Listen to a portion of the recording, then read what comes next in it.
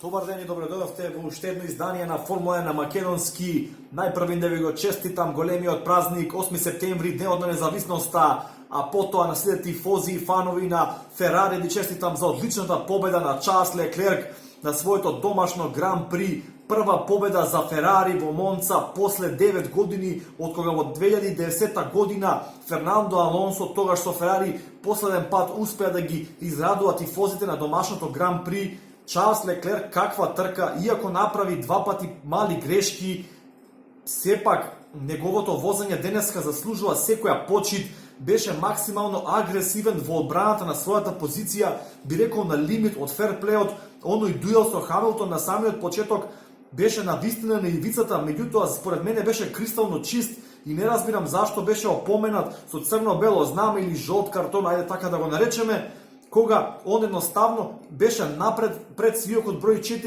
и имаше предноста во таа кривина, но сепак можеби стојарите малку тоа го видео како преагресивен потек во одбрана од страна на Чарлс Леклерк, па се одлучија да додела црно-бело знаме, меѓутоа честитки и за стратегијата на Ферари, која мислам дека ги изненади Мерцедес, го стави Чарлс Леклерк на тврдата гума, додека Хамилтон и Ботас беа на средната, односно жолтата гума, со тоа што Ферарито имаше апсолутна предност на правците. Навистина доаѓа до израз моќноста на моторот на Ферари. Видовте, Хамилтон постојано беше во ДРС, меѓутоа му фалеа тие некои 10-15 км на час дополнителна брзина да може да го престигне Чарлс Леклерк, а Чарлс Леклерк па на излезот од параболика, свиокот пред стартот на целата рамнина, тука ја добиваше својата предност, односно Ферарито навистина во забрзувањето е навистина помоќно во однос на Мерцедесот, не толку колку што во крајната брзина. Честитки уште еднаш за Ферари, честитки за сите фанови, прва победа по 9 години домашното Гран При, одличен резултат исто така за Мерцедес, сепак второ и трето место не, односно второ и трето место не е за подценување. Браво за Рено, четврто и пето место, одличен викенд, буквално ниту една грешка не направија од тимот на Рено. Ајде сега малку да направиме една кратка анализа, краток осврт на самата трка. Значи видовме добар старт од Чарлс Леклерк. Верстапен веднаш откако се прецени себе си на почетокот при она кочење излета на лево да ги избегне Кубица и Расел, па малку го оштети предното крило, па мораше Верстапен да влезе во пит и да го промени своето предно крило и носот на болидот. Инаку мислам дека Верстапен имаше брзина и можеби да се надпреварува со двете Реноа денеска, но за жал тоа не се случи.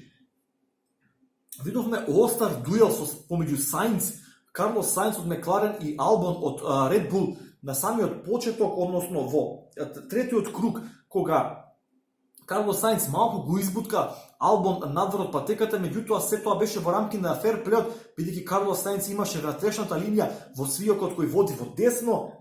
Потоа видовме Себастијан Фетел направи уште еднаш по кој знае кој пат водачка грешка и го изгуби контролата врз болидот, па видовме тоа негово хаотично и панично враќање на патеката која го изфрли Ланс Строл од игра, па Ланс Строл потоа по радиото го нарече Фетел идиот за после неколку секунди да ја повтори неговата постапка и Ланс Строл изфрли еден од возачите на Торо Росо.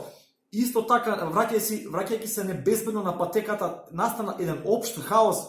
Тоа беше навистина малку и комична ситуација, но и многу опасна за возачите кои доаѓаат со огромна брзина кон тој дел од патеката.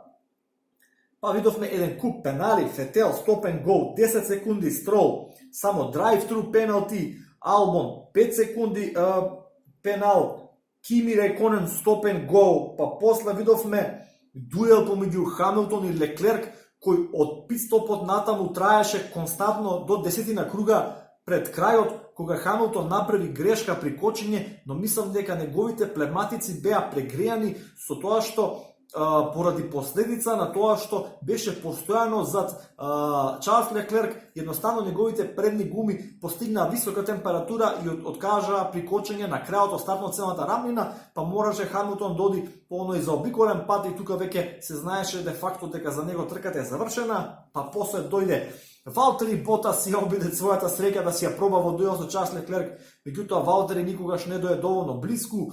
ова е многу битно. Вчера што го потенцирав на анализата на квалификациите е гледате што се случува кога ќе оставите еден водач изолиран сам напред.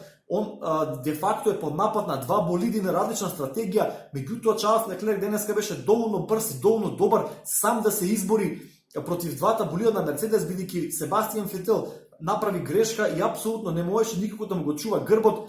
На вистина Себастијан Фетел треба да го подигне нивото на своето возење. Ова веќе не личи на 4-кратен светски шампион. Јас знам и по интервјуата и по изјавите кои ги има дадено дека овој болид на вистина не лежи на неговите водачки способности, но сепак водач од калибарот на Себастијан Фетел мора да најде начин да го прилагоди својот стил на возење кон потребите на болидот, бидејќи вака да го остави Чарлс Леклер и тимот на Ферари на цедило во однос на стратегија, во однос на трка е на вистина голема загуба. Што друго се случи? Карлос Сајнц, Мекларен повторно несреќни, едноставно неспретност од еден од механичарите во боксот, недобро зацвртено предно десно тркало, само што го напушти боксот. Карлос Сајнц беше евидентно дека има проблем. За жал, Мекларен по добриот дел во првата половина од сезоната, во Спа и сега во Италија две лоши трки, иако Ландо Норис заврши 10 стартувајќи 16. Сметам дека ова е голем удар за надеждите на Мекларен да ја задржи четвртата позиција во конструкторите, меѓутоа има уште неколку трки до крајот, па сепак тука има уште простор за борба. Што видовме друго?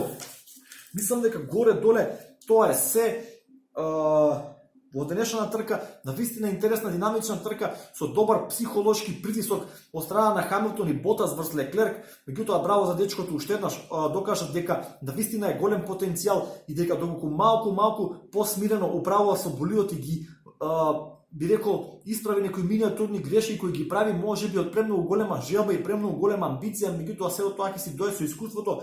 Мислам дека сигурно со гаранција и доколку Ферари му даде болид доволно добар, мислам дека сигурно со гаранција Чарлс Леклерк иден нов светски шампион, можеби не во 2020, меѓутоа со ресет на правилата од 2021 Чарлс Леклерк има отворен прат пред себе, буквално да доминира во Формула 1.